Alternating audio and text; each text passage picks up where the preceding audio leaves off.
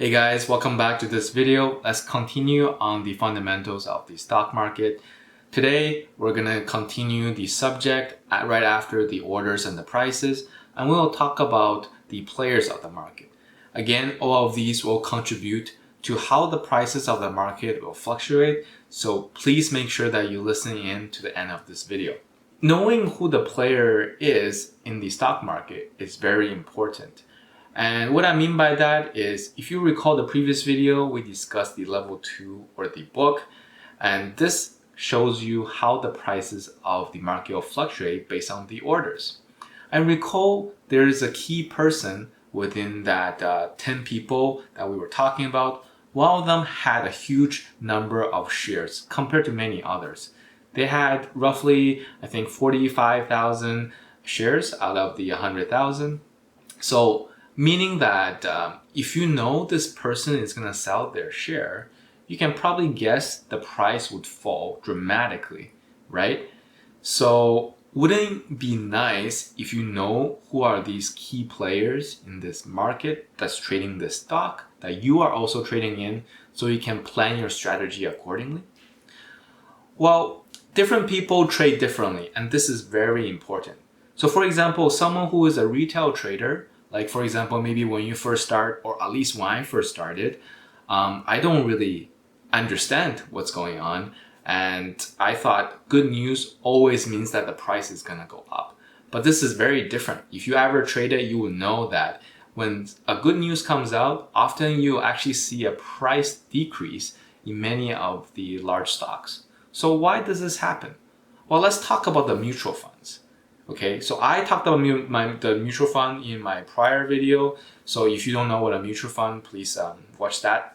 But essentially, mutual fund has a huge amount of shares, and let's imagine how they would think and trade, right? Well, players with a deep pocket, in this case, like mutual funds with a huge amount of shares, they might only try and sell when a good news comes out. And why is that? Because it is the only time he's going to be able to sell these shares without crashing the stock market. Imagine if they sell a huge number of shares, all of a sudden, if you remember our level 2 example, the prices are going to go down because of the orders. And that might just crash the stock for that matter of fact. And they don't want to do that.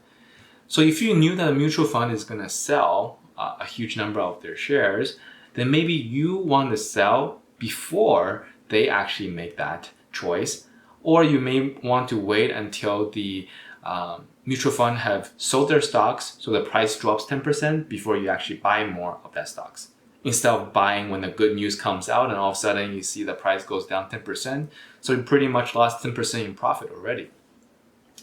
That's why a lot of times, again, if you see a stock with a very good news, it doesn't mean that the price is going to go up.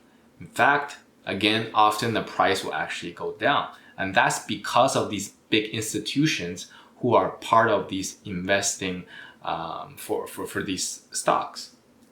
So again, the question, wouldn't it be nice if you know if the stock is owned largely by big hedge funds or mutual funds? Well, yes, it definitely would have, because you can adjust your strategy accordingly. And this information is publicly available. And if you're an active trader and investor, you should definitely know this. And a lot of people don't really think about it, or they weren't even educated to know about this. If you don't know, it's like playing a professional sport without knowing who your opponent is. Imagine going into the boxing rink and without even preparing for the right person that you're fighting against, right? So at the end of the day, trading is a zero-sum game. And what I mean by that is that the money that you put into your pocket is the money that you took out from somebody else, right? Hence, you gotta know who are the players in the stock that you are investing, because they're the ones that's gonna determine how the price will go. Again, if you don't understand this, refer to the orders and the prices video just prior to this one. So next, let's talk about who are the players. The players, number one, would be the proprietary trading firms. These are corporations that focus on trading, and this is part of their job. So they're considered smart money. And what I mean by that is because they have the tools, they have the right information, and they probably have access to better strategies than most retail investors.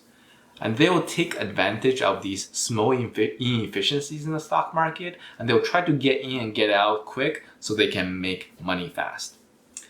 Second is the passive investors.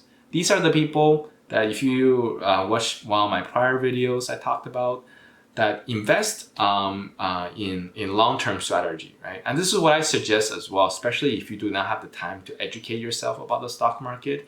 You probably just want to put your money into these index funds and let it grow over long term. Third is the retail traders, and they also include the active investors. These are people that trade frequently, but they do not have the same level of information compared to the proprietary trading firms. They do not have the right strategy sometimes, and they may not even have the right tools.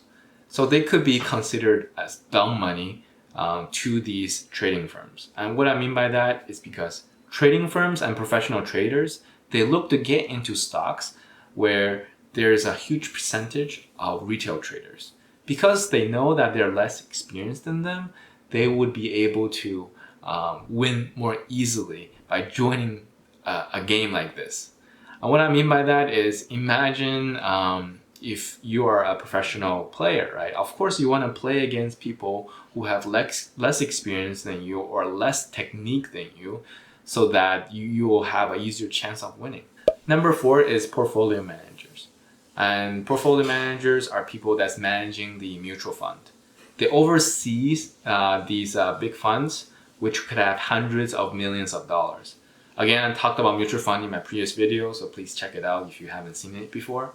In this case, mutual fund tends to sell stocks that's overperforming, taking that profit and reinvest it in an undervalued asset. And that's why you can see that, for example, these mutual funds will be selling stocks on a good news so they can take that profit and reinvest it into somewhere else. You can publicly see where these mutual funds assets are in. So for example, you can easily Google for this mutual fund how much of their portfolio is in which asset, in which share. Number 5 is hedge fund. They're considered smart money as well, and I feel like they can do a lot more than a mutual fund. Usually there is a minimum requirement for investors to join a hedge fund, versus there's usually no minimum requirement for a mutual fund. And also they can go either long and go short. I'll talk about what this means in a subsequent video. They have a lot of information that's available to them, and they usually can generate a lot of returns, and they're very discreet.